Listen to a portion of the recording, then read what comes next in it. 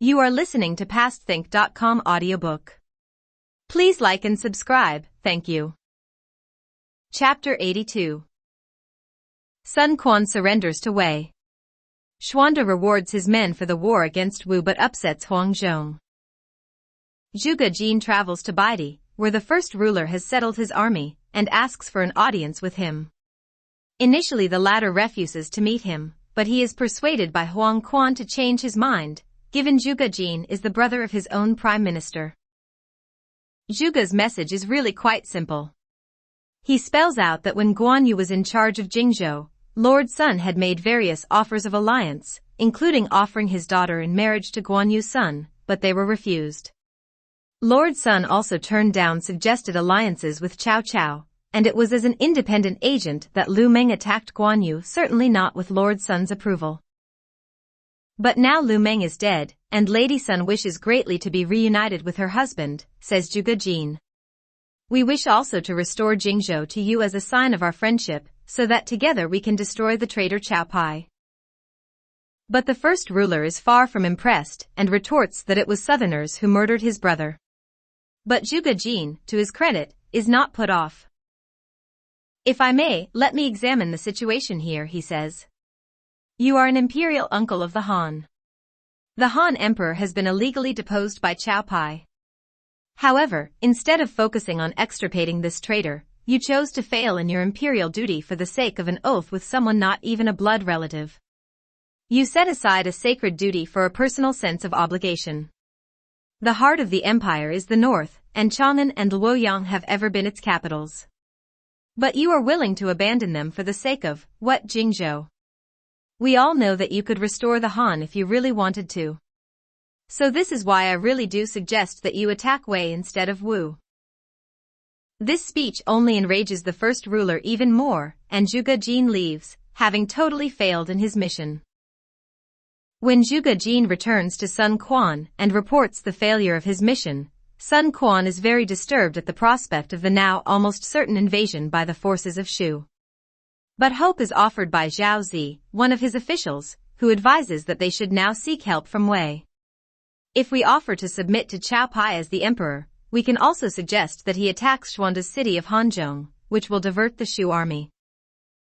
This is greeted with great excitement, and Zhao Zi is sent off to Xuchang to offer their submission. After some discussions and probing by Cao Pai about why Sun Quan would want to submit, Cao Pai is fully aware of the desire to deflect the Shu from invading Wu. Cao Pai sends back the formal papers for Sun Quan to submit and awards him the title of King of the South. Lu Yi, his senior advisor, is opposed, as he thinks letting Shu and Wu rip each other apart will be in the best interests of Wei, and he is against elevating such an ordinary soldier as Sun Quan to the status of king. But Cao Pai dismisses the latter point and reassures Lu Yi that he too has every intention of making sure Wu and Shu destroy each other. Cao Pai sends his master of ceremonies Xingzhen with Zhao Zi to convey the imperial appointment documents. Xingzhen nearly ruins the submission by the haughty way he rides into the capital of Wu until the loud protests of the Wu officials humble him. When, realizing his mistake, he hastily descends from his horse to pay his respects to Sun Quan, someone shouts, "Shame on us for accepting this title when we should be destroying Shu and Wei instead." Alarmed, Xingzhen looks around and sees this as the military commander Su Sheng. Xingzhen knows then that this submission will not last. Sun Quan submits to Wei and accepts the title of king, but this does not stop the Shu invasion. Far from it, and soon the vast army is at the kingdom's gates, and there is precious little sign of any help coming from the Wei emperor in Xuchang, despite Sun Quan now being a vassal king. He is just bemoaning the lack of a Lu Su or Lu Meng to advise him, when a young man steps forward and offers his services. This is Sun Huan, a nephew by adoption of the king, who says that if given 30 to 50,000 troops he could bring the head of Xuande to Sun Quan assisted by his friends Li Yi and Xie Jing. The warrior Zhu Ran offers to go with them, and permission is given for 50,000 troops to accompany them. Wu Ban, leader of the forces of Shu, is astonished to hear that a stripling like Sun Huan has been sent against him. And the first ruler sends his two nephews, Guanxing and Zhang Bao, to confront him, but warns them to be careful. He can't bear the thought of losing them. Confronting each other, the young men exchange insults, culminating in Sun Huan taunting Zhang Bao, saying, "Your father is now a headless ghost, and soon you will be following him, you fool." This drives a furious Zhang Bao into action, and he charges at Sun Huan. His attack is halted by Xie Jing, whom he soon bests, only to then be attacked by Li Yi. Seeing neither side winning, Tan Xiong, another young commander, shoots an arrow at Zhang Bao, which misses him but hits his horse. The brave animal staggers back to the Shu forces, but collapses just as they reach the front line. Zhang Bao is thrown to the ground. Seeing his opportunity, Li Yi charges forward to the kill. Seconds later his head is struck from his body. Guanzhong, seeing the danger to Zhang Bao, has charged forward, and with one swipe of his great sword has killed Li Yi. Carried forward by his own momentum, Guanzhong sweeps into Sun Huan's army, followed by his troops. Sun Huan suffers a huge defeat that day. The next day Sun Huan again taunts the two young men, and again they triumph. Charging forward, Zhang Bao slays Xie Jing, and the troops of Wu scatter, fleeing every which way. But at battle's end there is no sign of Guanzhong. Profoundly alarmed, and shouting that he cannot live if Guanzhong does not, Zhang Bao goes in search of him, and finds him holding captive the very man, Tan Xiong, who fired the arrow. Dragging him back to their camp, they execute him and pour his blood as a sacrifice to the spirit of the slain horse.